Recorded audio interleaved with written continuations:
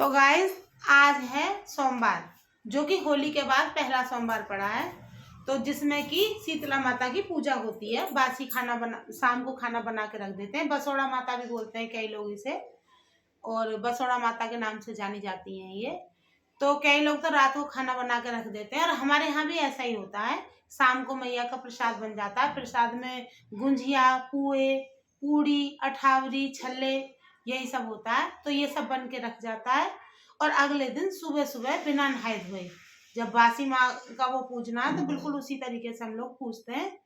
और शाम के 3-4 बजे तक हम काम नहीं करते। 1-1:30 बजे तक तो बिल्कुल भी झाड़ू वगैरह कुछ नहीं लगती। शाम को ही होता है जो भी होता है।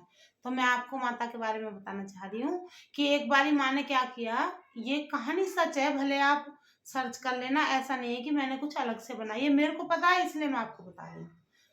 तो एक बार माता ने क्या किया कि राजस्थान में डेंगरू डेंगरू नामक गांव में, राजस्थान के, मैया ने वहां पे जाके मैया ने सोचा कि एक बार धरती पे जाके देखती हूँ कि मेरी लोग पूजा कौन कौन लोग करते हैं, कौन कौन नहीं करते।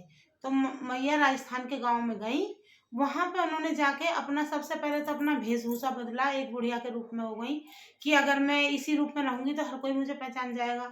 तो मैया ने अपना भेष बदल लिया और वो गली गली घूमने लगी कि यहाँ पे तो मेरा मंदिर, शीतला माता का मंदिर, कहीं भी नहीं है। तो वो देखने लगी।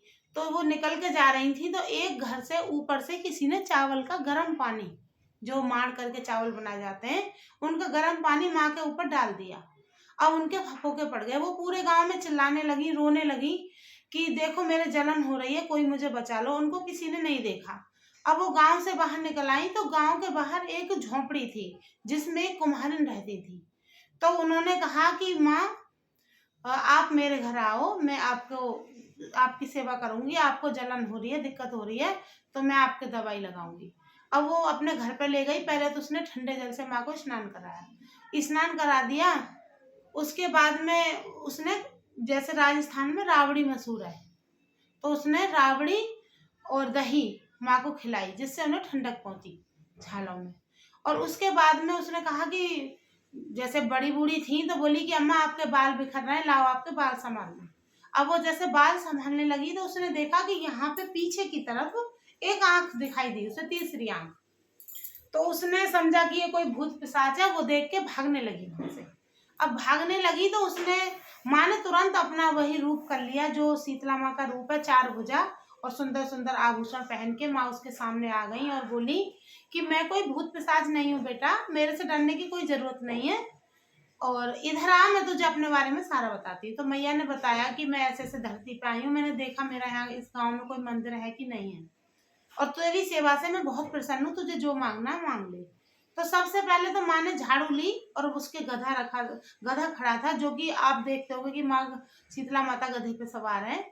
तो उस गधे पे बैठ के मैया ने सबसे पहले मैया ने एक झाड़ू ली और उसको बोली कि झाड़ू लेके और बाल्टी में सारा उसका घर की दरिद्रता मैया ने भर के फेंक दी और बोली कि बेटा मैं तेरे सेवा से बहुत सुखी हूँ, तू मेरे से आशीर्वाद क्या मांगना चाहती है। तो सबसे पहले माँ ने उसको उसके घर की दरिद्रता हल ली और उसको धन धान से परिपूर्ण कर दिया। उसने कहा कि माँ, तुमने बिना मांगे सब कुछ दे दिया, मैं बस इतना चाहती हूँ कि तुम जिस रूप में हो इसी रूप में इस गांव में तुम्हारा मंदिर हो और सभी लोग तुम्हारी पूजा विधि विधान से करें, और जैसे तुमने मुझे आशीर्वाद दिया ऐसे आप सभी को देना। उसने यही आशीर्वाद माँ से मांगा। माँ उससे बहुत प्रसन्न हुई और उसके बाद में ये आशीर्वाद देके माँ वहां से अंतर्ध्यान हो गई। तो बोलिए शीतला माता की जय।